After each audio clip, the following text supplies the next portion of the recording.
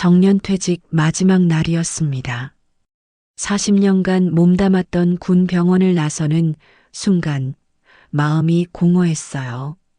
동료들이 준비해준 작은 송별회에서도 웃음이 나오지 않았습니다. 한지숙 간호가님, 정말 수고 많으셨어요. 후배들이 말했지만 저는 그저 고개만 끄덕였어요.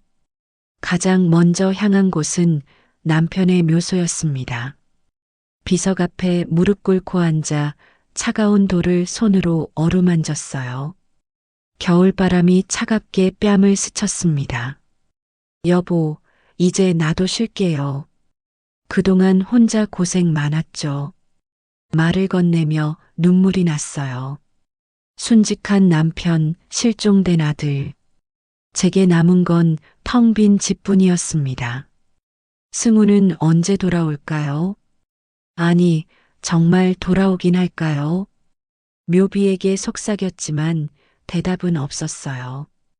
비석의 글자가 뿌옇게 보였습니다. 눈물 때문인 줄 알았는데 눈을 닦아도 여전히 흐릿했어요. 기차역으로 향하는 길에 마지막으로 집을 둘러봤습니다.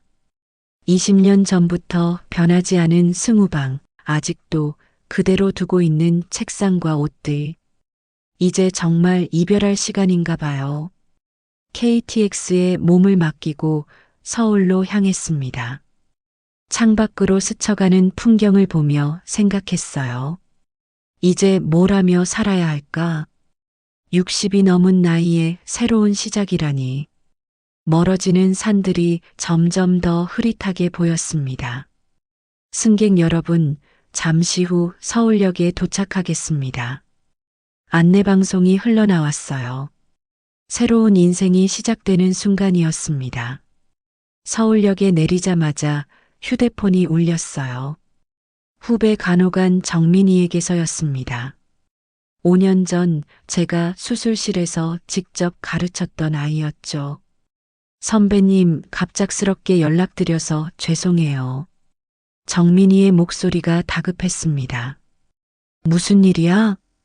급한 부탁이 있어서 연락드렸어요. 대기업 회장님 간병인을 구하는데 며칠만 맡아주실 수 있을까요? 갑작스런 제안에 당황스러웠어요. 이제 막 정년 퇴직했는데 또 일을 하라니. 갑자기 무슨 말이야? 나 오늘 정년 퇴직했는데. 선배님께 부탁드리는 이유가 있어요. 몸을 거의 못 움직이시는 분이라 수액 관리와 간단한 투약만 하면 되거든요. 그런데 경력 있는 분이 아니면 안 된대요. 정민이가 설명을 이어갔습니다. 사실 원래 계시던 간병인분이 급하게 그만두셔서요. 선배님 아니면 믿고 맡길 분이 없어서 이렇게 연락드린 거예요. 서울역 대합실에 앉아 주변을 둘러봤어요. 바쁘게 오가는 사람들을 보니 문득 외로움이 밀려왔습니다. 집에 혼자 돌아가면 또 승우 생각만 하며 시간을 보낼 텐데. 조건은 어떻게 되는 거야? 급여는 넉넉히 드릴 거고요. 숙식도 제공된다고 하더라고요. 무엇보다 누군가를 도울 수 있잖아요. 선배님이 그런 걸 가장 좋아하시잖아요. 정민이 말이 맞았어요. 평생 누군가를 돌보며 살아왔는데 갑자기 아무것도 안 하고 있으니 마음이 허전했거든요. 그래, 내가 할게. 뭐든 하는 게 좋을 것 같아. 정말이요? 감사해요, 선배님. 전화를 끊고 한숨을 쉬었습니다. 새로운 시작이라고 해야 할까요? 아니면 그냥 시간 때우기일까요? 아침 7시였어요. 새벽 공기가 차가웠습니다. 강남의 고급 병원 10층 특실이었죠. 엘리베이터에서 내리자마자 느꼈어요. 뭔가 다른 기운이었습니다. 복도를 걸으며 생각했어요. 정말 이게 맞는 선택일까? 60 넘은 나이에 새로운 환자를 돌본다는 게 손이 미세하게 떨렸습니다. 1003호. 문패를 확인했어요. 깊은 숨을 들이쉬고 노크했습니다. 아무 대답이 없었어요. 조용히 문을 열고 들어갔습니다. 병실에 들어가 주변을 둘러봤어요. 깔끔하게 정리된 특실이었습니다. 의료기기들이 조용히 돌아가고 있었죠. 먼저 환자 차트를 확인했어요. 혈압과 맥박, 수액 상태를 점검했습니다. 호흡도 안정적이었어요. 깊은 잠에 빠져 있는 것 같았습니다. 체온을 재기 위해 팔을 들어 올리던 순간이었어요. 소매가 걷히면서 팔뚝에 선명한 화상 흉터가 드러났습니다. 숨이 멎을 뻔했어요. 침대에 누워있는 남자의 팔에 화상 흉터가 선명하게 보였거든요. 20년 전 갑자기 사라진 아들 승우와 똑같은 자리에 난 상처였습니다. 이럴 수가. 환자는 여전히 의식이 없었습니다. 얼굴을 자세히 보려 했지만 시력이 많이 나빠져서 흐릿하게 보였죠. 최근 받은 진단이 맞다면 몇 달 후엔 완전히 앞을 못 볼지도 모른다고 했거든요. 의료 차트를 펼쳤어요. 환자명이 가려져 있었습니다. 이상했어요. 보통은 확인할 수 있는데 환자분 성함을 여쭤봐도 될까요? 간호사에게 물었습니다. 죄송해요. 개인정보 보호 때문에 알려드릴 수 없어요. 뭔가 숨기는 게 있구나. 직감했어요. 병실 분위기도 묘했습니다. 일반 환자와 달랐어요.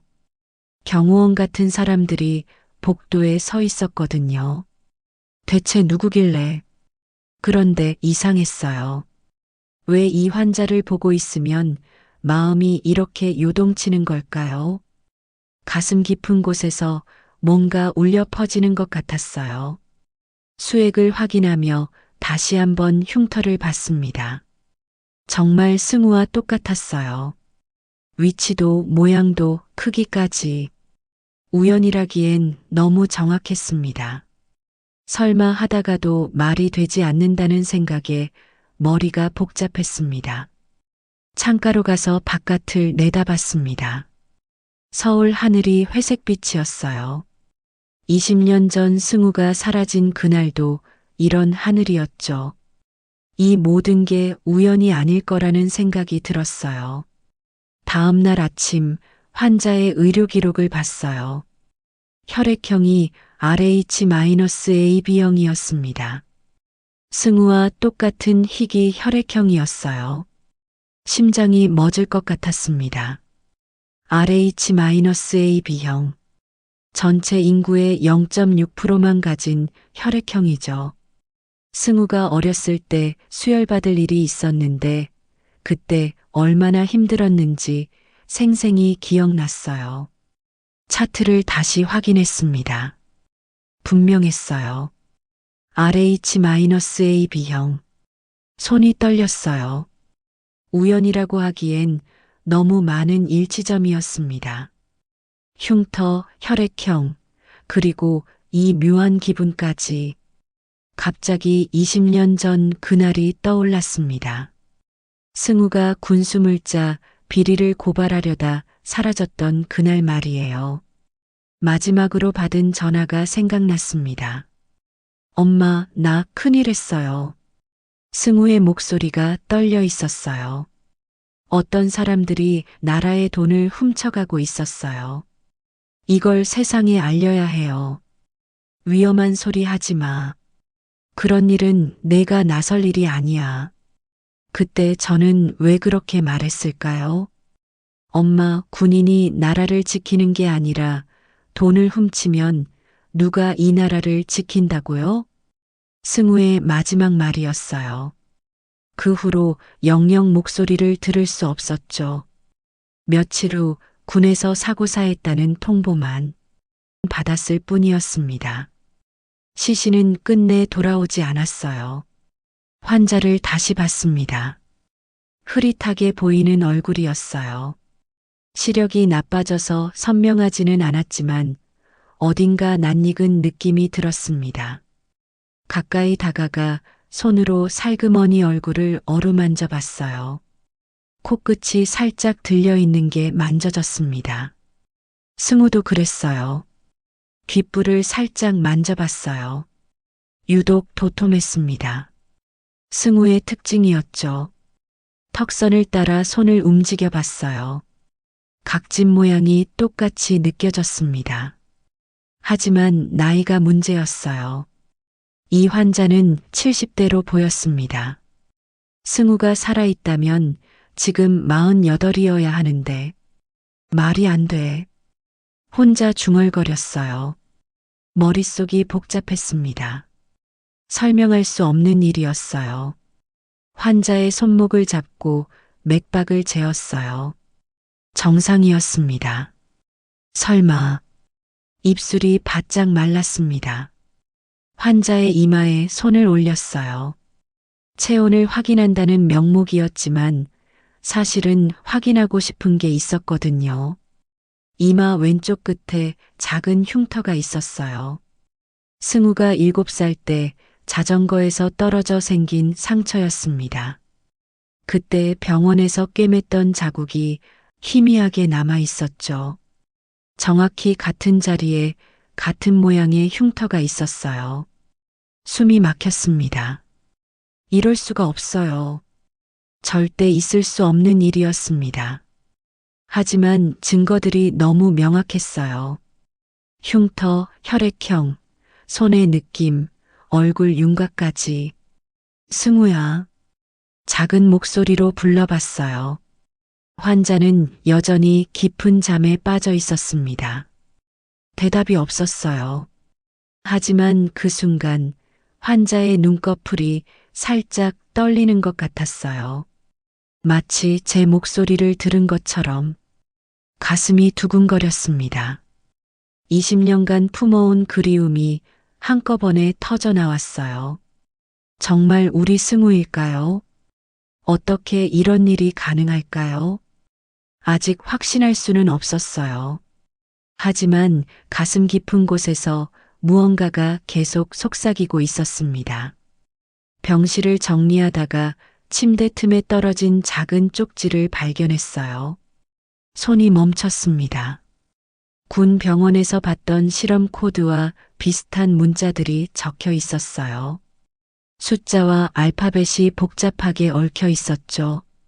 이게 뭐지? 혼자 중얼거렸어요. 급히 집으로 돌아갔습니다. 승우가 남긴 마지막 자료들을 찾아야 했어요. 떨리는 손으로 뚜껑을 열었어요. 승우의 냄새가 났습니다. 가슴이 미어졌어요. 20년 전 그날이 생생하게 떠올랐습니다. 상자 안에는 온갖 서류들이 있었습니다. 숫자와 기호로 가득한 메모들, 복잡한 도표들, 이해할 수 없는 공식들까지 쪽지에 기호와 대조해 봤어요. 놀랍게도 일치하는 부분이 있었습니다. 시간 장치 프로젝트라는 제목 아래 알 수 없는 복잡한 내용의 메모가 적혀 있었어요. 심장이 터질 것 같았습니다. 승우는 그때 뭔가 실험을 하고 있었던 걸까요? 단순한 비리 고발이 아니었던 건가요? 병실의 그 남자가 정말 승우일 수 있는 걸까요? 집에서 승우의 옛 자료들을 뒤졌어요. 그때 초인종이 울렸습니다. 퀵서비스입니다. 문을 열자 배달원이 서 있었어요. 한지숙님 맞으세요? 네, 그런데 주문한 게 없는데요. 며칠 전 예약 배송이라고 되어 있네요. 이상했어요. 제가 언제 예약했다는 건지 작은 봉투를 받았습니다. 발신일란이 비어 있었어요. 봉투를 뜯었어요. 은행 대여금고 번호와 간단한 메모가 있었습니다. 엄마가 필요할 때 찾아보세요. 필체를 보는 순간 손이 떨렸어요. 승우 글씨체였습니다. 분명했어요. 승우 특유의 휘갈긴 글씨. 다음 날 아침 일찍 은행으로 향했습니다. 이 금고는 언제 개설된 건가요? 직원이 컴퓨터를 확인했어요. 며칠 전이네요. 조승우 씨가 한지숙 씨를 대리인으로 등록하셨어요. 가슴이 뛰었습니다. 승우가 며칠 전에 은행에 왔다는 건가요? 금고를 열었어요. 작은 USB가 하나 있었습니다. USB 안에는 충격적인 내용들이 담겨 있었어요. 승우는 조단위 방산 비리 증거를 확보했습니다. 고위 장성들과 대기업의 유착관계, 국외로 유출된 극비 기술들의 경로, 비자금 세탁 흐름, 익명 계좌와 위장 회사들의 연결 구조까지 파악했어요. 폴더를 하나씩 열었어요. 사진들이 쏟아졌습니다. 비밀회의 장면들, 돈뭉치들, 계좌 이체 내역들. 이런 걸 혼자 조사했구나. 가슴이 아팠어요. 일지 폴더를 열었습니다. 절망적인 내용과 함께 실험 기록들이 있었어요. 2000년 3월 15일 계속 미행당하고 있다. 3월 18일 군 내부에서 제거 움직임이 포착됐다. 3월 20일 이대로 가면 증거도 나도 모두 사라질 것이다. 3월 22일 시간 이동 프로젝트 아직 불안정하다. 손이 떨렸어요. 승우가 얼마나 무서웠을까. 양자 터널링 기술과 중력장 조작을 결합한 장치다. 위험하지만 다른 선택이 없다. 25년 후 미래로 이동한다. 그때쯤이면 기술이 발달해 안전하게 과거로 돌아올 방법을 찾을 수 있을 것이다. 상세한 설계도가 첨부되어 있었어요. 복잡한 공식들과 에너지 계산식들, 그리고 여러 차례의 실험 기록들. 시간 이동 실험 12차 실패, 에너지 부족.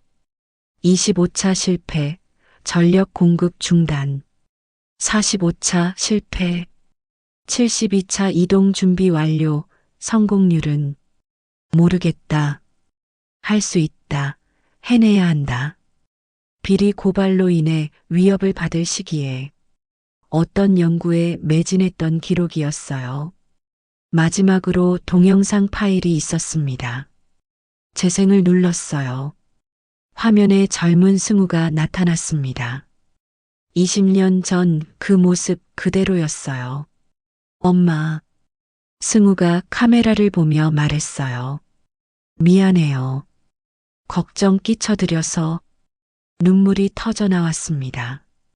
저는 비겁하게 도망가는 게 아니에요. 싸우러 가는 거예요. 반드시 돌아올게요. 화면이 흔들렸어요. 승우도 울고 있었습니다. 조금만 기다려주세요. 영상이 끝났습니다.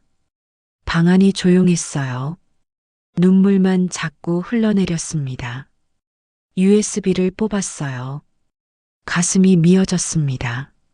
승우는 목숨을 걸고 시간을 건너 미래로 떠났던 거죠. 그리고 다시 돌아온 거예요. 다음 날 병실로 돌아가 환자를 다시 봤어요. 이제는 조금 다르게 보였습니다.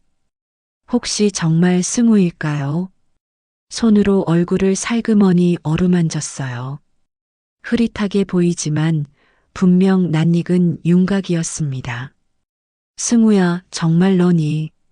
작은 목소리로 물었어요. 대답은 없었지만 이제는 확신이 들어요. 그때 간호사가 들어왔습니다. 간병인님, 이 환자분은 회장님이 아니십니다. 진짜 회장님이 뵙고 싶다고 하시네요. 저를요? 깜짝 놀랐어요. 그리고 환자를 바라봤습니다. 가슴이 두근거렸어요. 네, 중요한 말씀이 있다고 하십니다. 드디어 진실을 들을 수 있을까요? 엘리베이터를 타고 최고층으로 올라갔습니다. 회장실 문이 열렸어요. 70대 노인이 일어나 인사했습니다. 한지숙 간병인님이시죠? 네, 그런데 저는 김철수입니다. 낯익은 이름이었어요. 20년 전 조승우 대위를 기억하십니까? 김철수가 물었습니다. 숨이 막혔어요.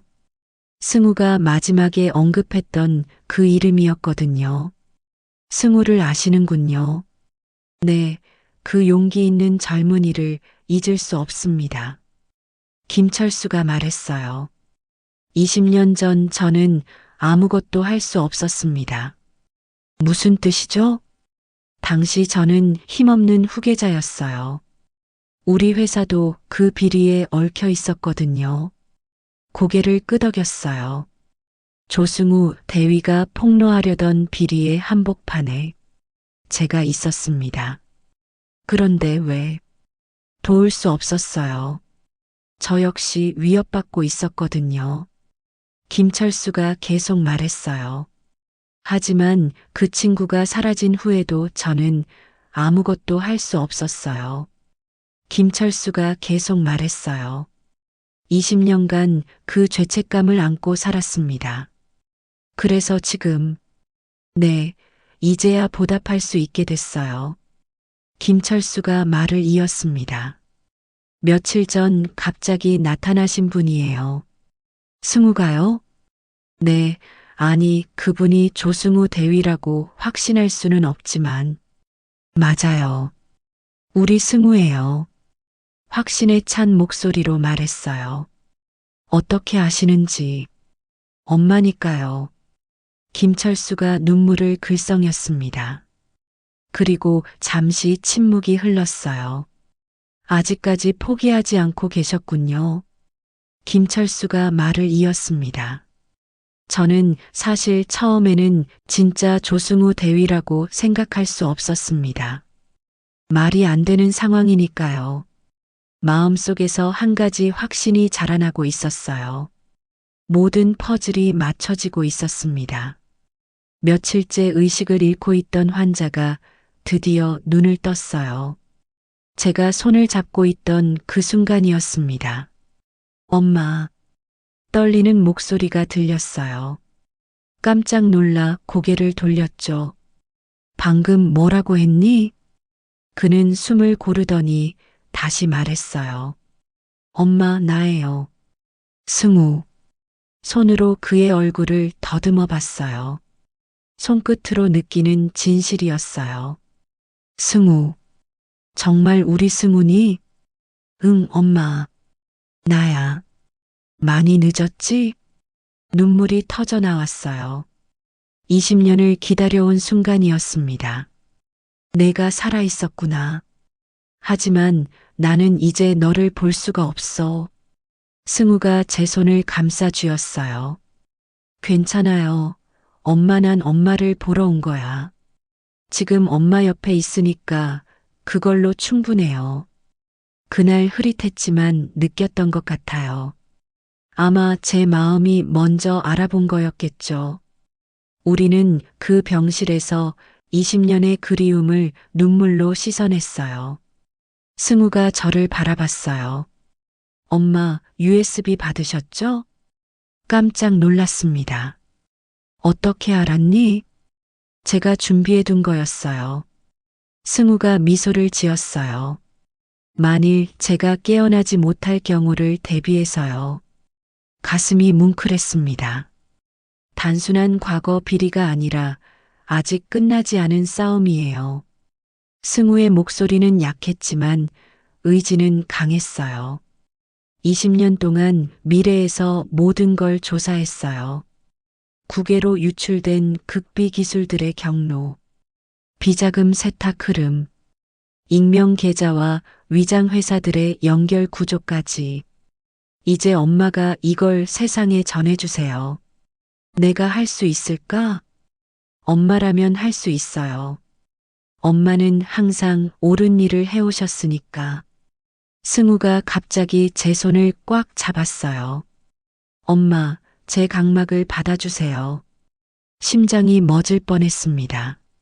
무슨 소리야? 목소리가 떨렸어요.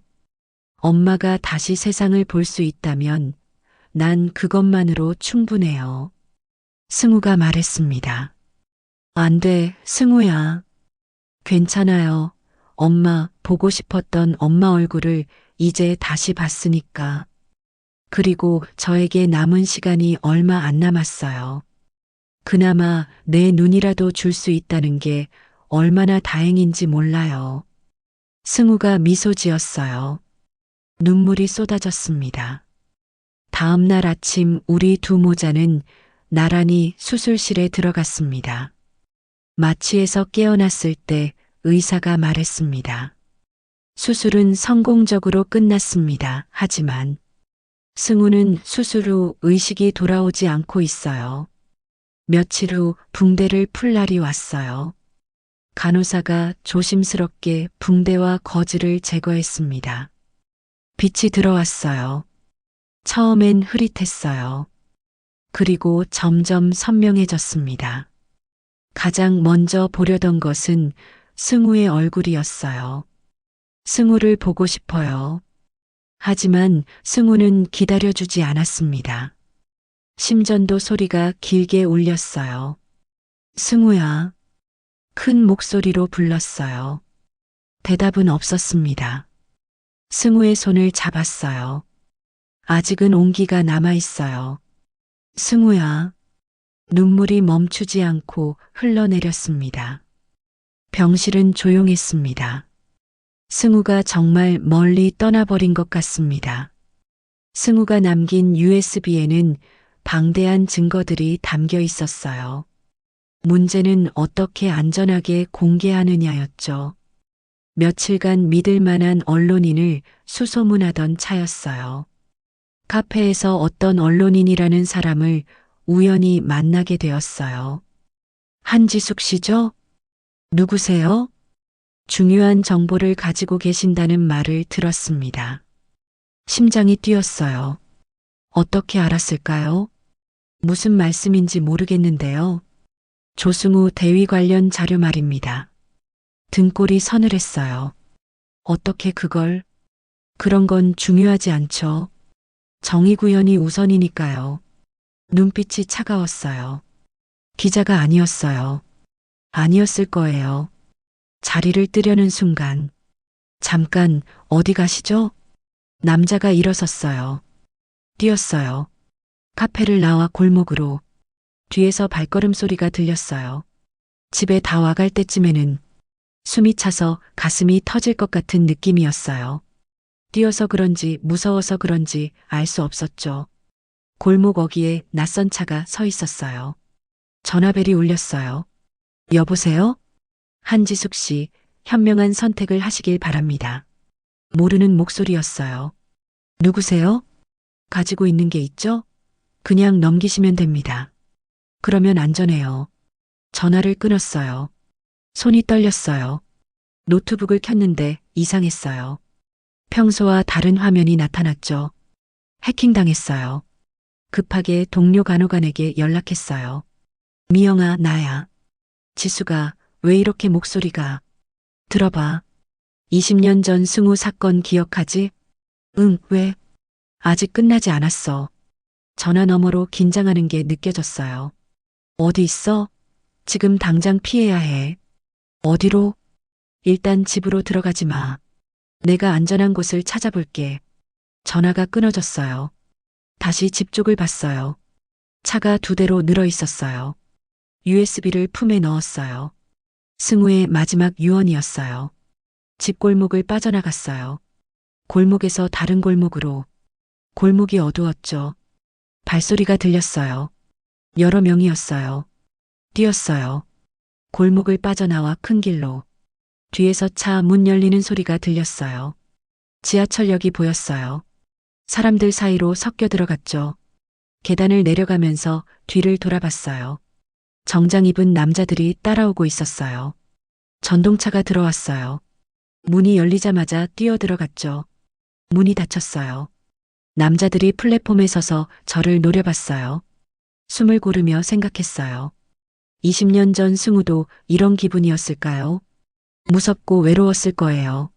하지만 포기하지 않았죠. 저도 그럴 거예요. USB를 꽉 쥐었어요. 기다려, 승우야. 속삭였어요.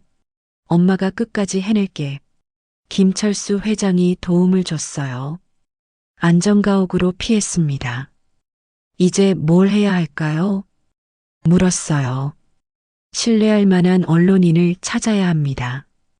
회장이 말했어요. 하지만 누굴 믿죠?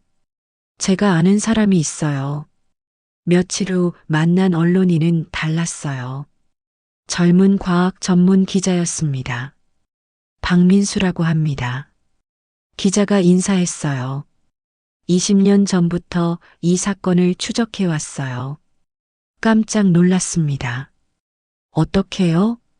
조승우 대위가 제게 이상한 메시지들을 보냈거든요. 박 기자가 설명했어요. 시간과 관련된 내용들이었는데 그때는 이해할 수 없었어요. 가슴이 뛰었어요. 승우가 미래에서 준비한 일이었구나. USB를 건넸습니다. 박 기자가 내용을 확인했어요. 표정이 굳어졌습니다. 이건 엄청난 자료네요. 위험하지 않을까요? 위험하죠. 하지만 반드시 공개해야 해요. 박 기자가 단호하게 말했어요. 며칠간 치밀한 계획을 세웠어요. 단순한 언론 보도가 아니었습니다. 국제군사재판소에도 자료를 제출하기로 했어요. 해외 언론사와도 동시에 진행합니다. 박 기자가 설명했어요. 증거를 세계 곳곳에 분산시킬 거예요. USB 내용은 단순한 과거 비리가 아니었습니다. 현재 진행형이었어요. 여전히 돈이 새고 있었습니다. 해외로 유출되는 기술들, 위장된 계좌들, 복잡한 세탁 구조까지 20년간 계속되고 있었던 거군요.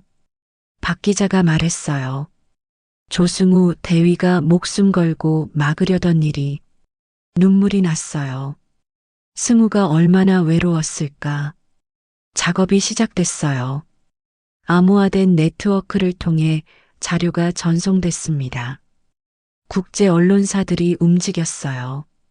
동시다발적으로 김철수 회장도 도왔어요. 기업 내부 증언까지 추가했습니다. 이제 막을 수 없을 거예요. 회장이 말했어요. 너무 많은 곳에 퍼져나갔거든요. 발표 전날 밤이었어요. 잠이 오지 않았습니다. 승우 생각이 났어요. 20년 전 그날처럼 떨렸습니다. 승우야, 이제 진짜 끝날 것 같아.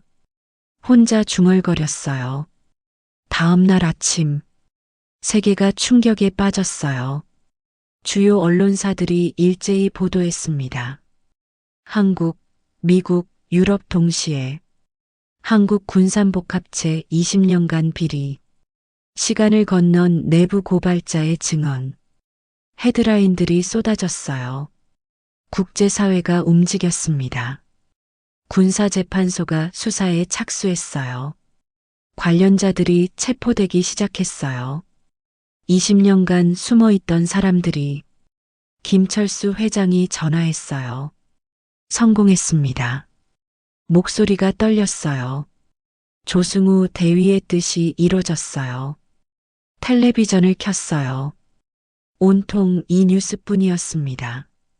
20년 전 실종된 조승우 대위, 시간을 초월한 정의구현, 승우의 이름이 화면에 나왔어요.